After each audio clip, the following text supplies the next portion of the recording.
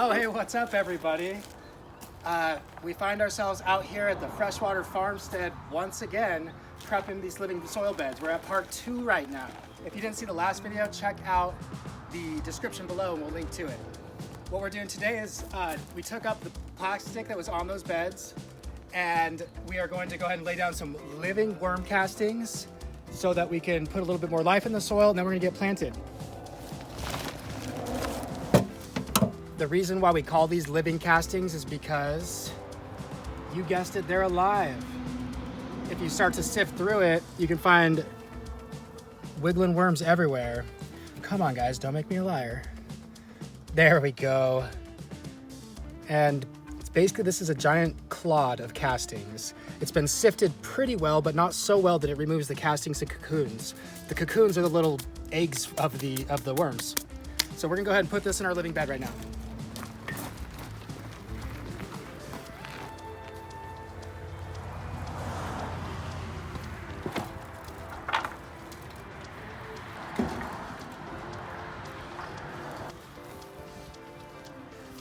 Happy worms make happy gardens. I'm just gonna rake this over the top few inches. Try to incorporate it into the top couple inches of soil. Let those worms work their way down. As they work their way down, they create little channels for water and air to infiltrate.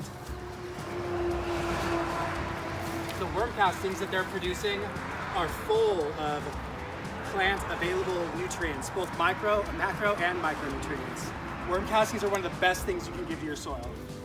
So yeah, we already did put down some insect frass and some other amendments. We could have just stopped there, but why stop? If you've got the castings, you gotta go for it.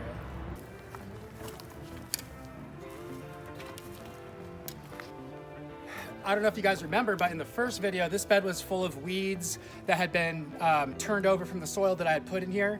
So now, after about 2 weeks of it letting it cook underneath the plastic, it is really nice soil. I walk on it a little bit and I really sink down. So I shouldn't be doing it because I'm compacting the soil, but it does tell me that I've done a really good job in creating a nice, loose, fluffy soil for the plant roots to easily grow into.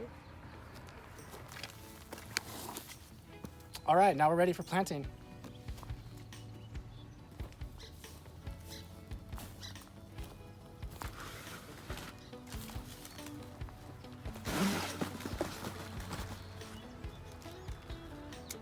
We're gonna do a full bed of love apples, also known as aubergine, also known as eggplant. So I'm hydrating these plants before they go into soil so that they have a smoother transition after they get planted.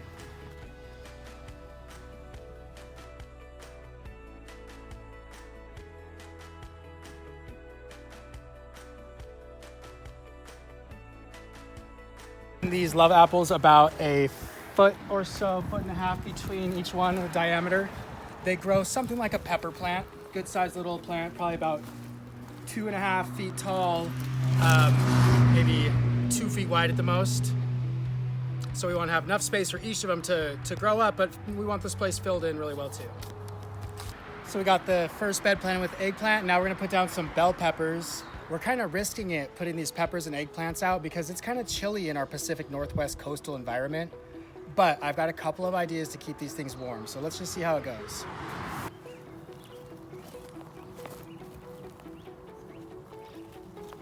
Sorry, I got distracted. There are a couple reasons why we like to plant marigolds as companion plants in our beds. One is because they attract beneficial nematodes. Nematodes are tiny little microscopic worms. They can fight off pathogenic or disease-causing nematodes. The second reason why we use marigolds is because they produce a compound called pyrethrum. If you smell these or smell the roots, you can smell that there is some kind of marigold smell, a very distinct smell. It's a pesticide. You're able to concentrate out the pyrethrum, put it in a bottle, and then spray it on plants, and it'll keep pests away. And in fact, there's synthetic pyrethroids that are made to mimic the pyrethrum that you can use to kill bugs. We don't like the synthetic versions. We do like the natural versions.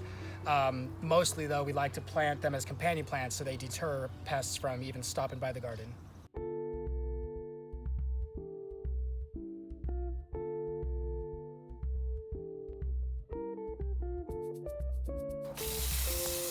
You can see how I water these in. I'm just trying to get a little bit of water around that root ball. That way it connects the new soil to the old soil.